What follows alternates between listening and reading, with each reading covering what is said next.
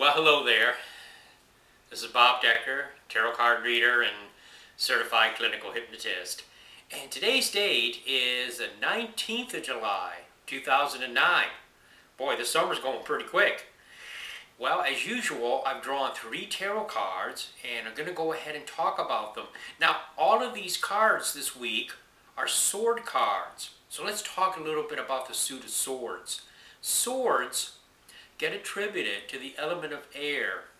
Air, in turn, gets attributed to what's up here, our mind, our intellect, our ability to discern, our ability to communicate. Now, traditionally, the sword cards have been seen as kind of malefic, in other words, bad. But not necessarily so. Yes, some of the sword cards are very negative, just as our minds can be very negative. And that's how they came up with their malefic connotation, is because all distress, disease, illness tends to originate from here. So the mind can be a source of trouble as well as a very useful tool and a source of joy. Now, recently it hasn't been such a source of joy. The card from last week, okay, the final card was a 9 of Swords. Ouch! Very painful, a lot of anger, a lot of resentment, basically that Mars and Gemini energy. And I warned everybody about becoming too critical of yourself or of other people. It's very, very easy to tear people apart with the sword of the mind. Now, the card that we're coming into now is the Knight of Swords.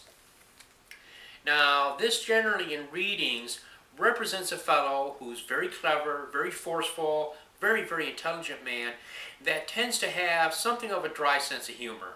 Okay, it's just the way he expresses himself. He can be a real smart aleck. Now, we may find ourselves really strongly pursuing our goals mentally. Our minds are just charged with energy. We just feel very, very focused.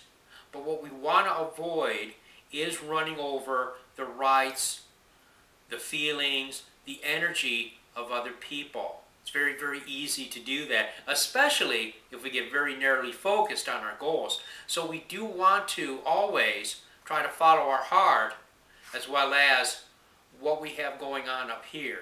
But definitely this can be applied, okay? This energy, this mental energy can be applied to some very, very positive events.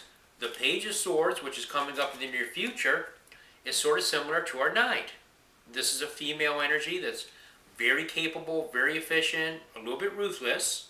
Okay, she figures, hey, if I got to break a few eggs to make this omelet, that's exactly what I'm going to do. Now, again, we want to watch being inconsiderate to other people and driving even ourselves too hard. Because, you know, with the mind, it's easy to pick out the negative and ignore the positive.